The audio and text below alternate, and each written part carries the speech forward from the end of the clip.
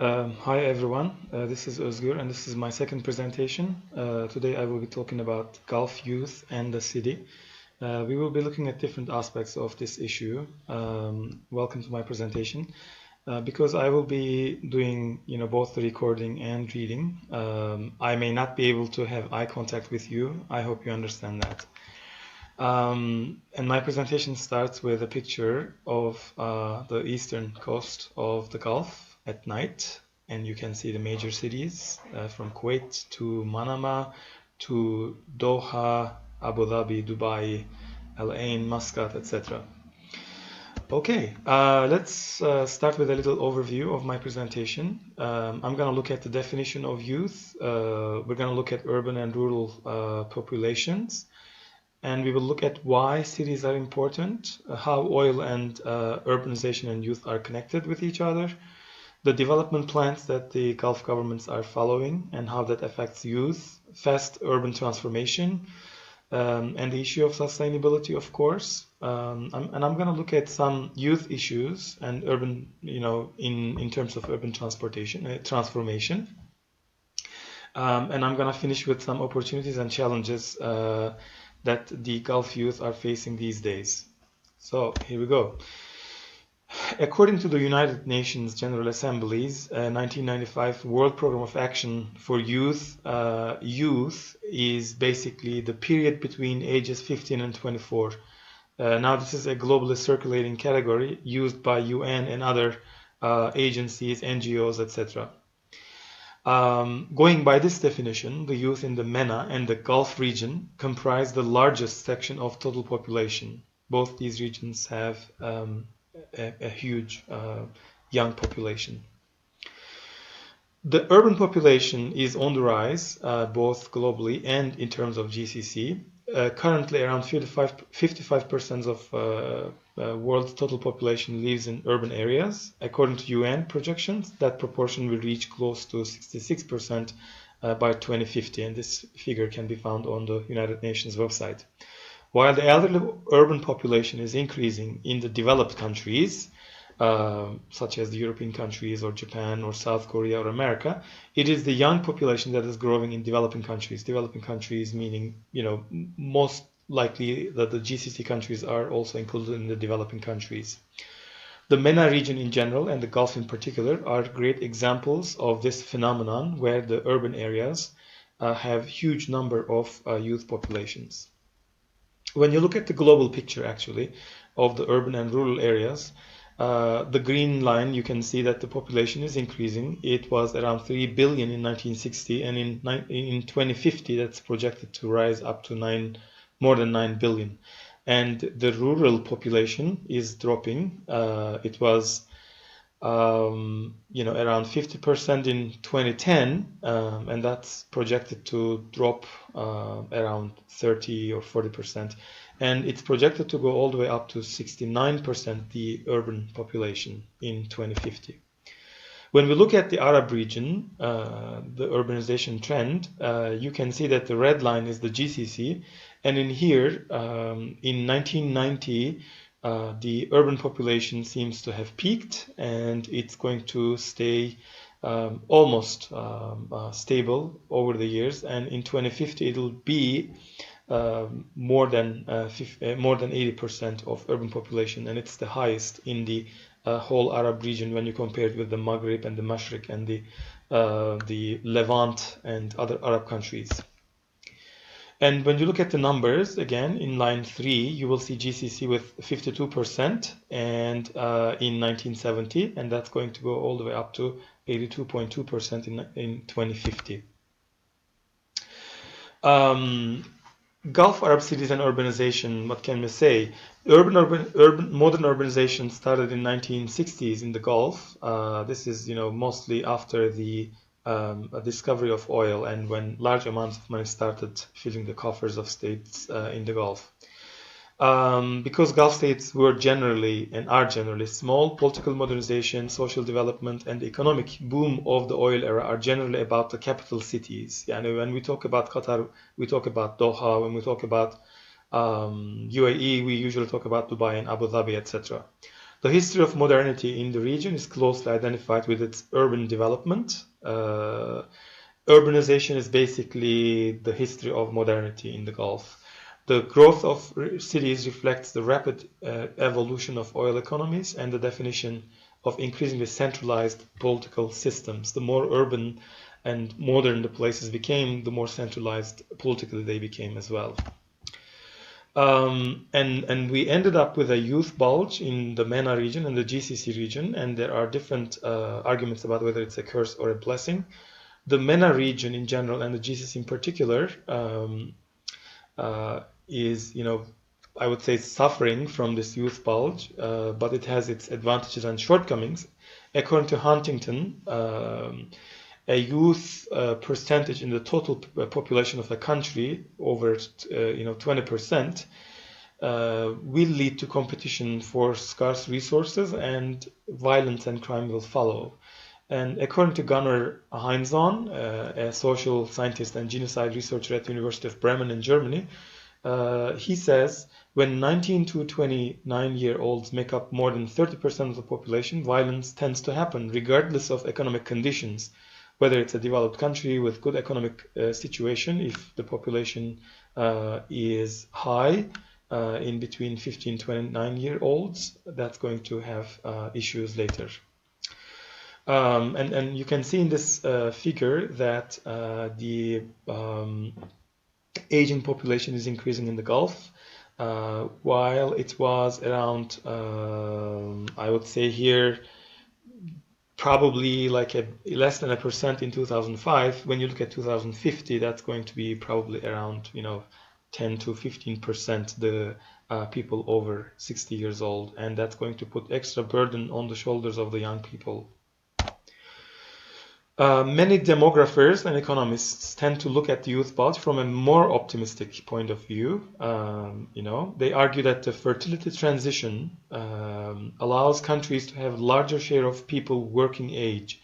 Working age people are people between 15 to 64-year-olds.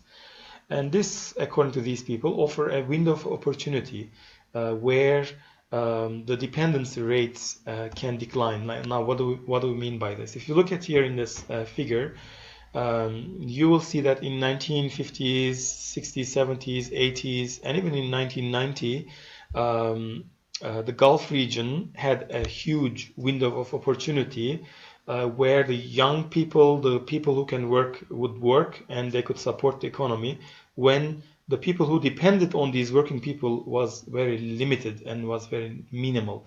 But as we go further into the future, we see that the working age people will have more burden on their shoulders because they have to support an increasing number of people who cannot work. When we look at the Gulf Arab cities, they are generally, Arab cities in general. When we look at Arab cities in general, they are hierarchically organized around the Great Mosque and the souks and Kayseriyas, the covered markets, and they are interconnected by streets, constitute the main urban public spaces for a long time, for centuries. When we look at the Gulf more specifically, the discovery of oil in 1960s transformed the old towns into international cities with Western-style urban grids, electricity, extensive highway networks, and even peripheral suburbs that are popping up all around Gulf cities, and you can see that even in Doha as well. In the Gulf, wealthy nationals and expatriates tended to live in the cosmopolitan city centers, and other people with less money tended to work in camps for working class people, or more historical areas which were not very well organized. But nowadays these areas are also being reclaimed and they are being turned into museums or other places, as you can see in Doha in the Masharib area. Why are cities important? Now, why do we have to look at city and youth? What is the connection? Space is an important dimension of the constitution of everyday life, and people and places cannot be studied independently of one another. Place has an important impact on people and their activities and the way they think and the way they look at things. Cities are much more than locations. They are ways of life. They give an outlook to people. They provide reality for the people who live within those cities, and they shape young people's and everybody's life. The large proportion of youth in urban areas makes urban space a critically important matter, not only in national but also international economy. Now, why are cities important for the Gulf youth? Cities are places where majority of Arab and Gulf Arab youth live, as we said before. Cities are important for youth in numerous ways. Physically, for example, they are the places where there are opportunities, where the action is, where the economic, social, political decisions are made and enacted, and political decisions are made. Cities matter hugely to young Gulf Arabs' lives, experiences, and their agency. So, we cannot do without studying cities. Socioeconomically and socioculturally, cities are home to changing socioeconomic and sociocultural realities, transformations, opportunities, hardships, expectations, aspirations of the Gulf Arab youth. Gulf cities are the gateways to the global world, as in Doha, Dubai, Abu Dhabi, and the connection between youth and their peers and elsewhere. They have this connection with the people, with the young people elsewhere through their international cities. Gulf youth and globalization. Young people represent a dynamic population group in the highly urbanized Gulf Arab countries. These young people are capable of becoming positive change makers in their cities and in their communities if they are guided rightly and if they are given the opportunity.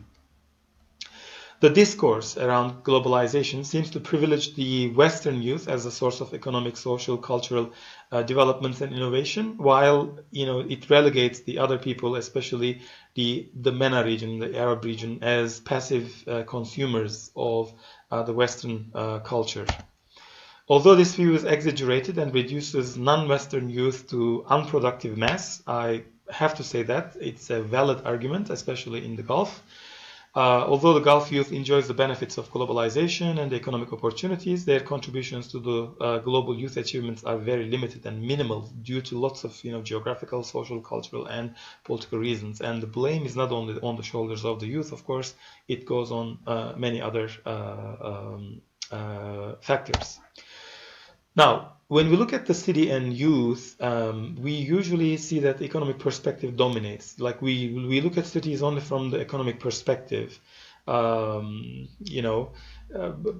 urban life is more than employment and economic activities, and we have to look at other issues in cities and how it affects the youth.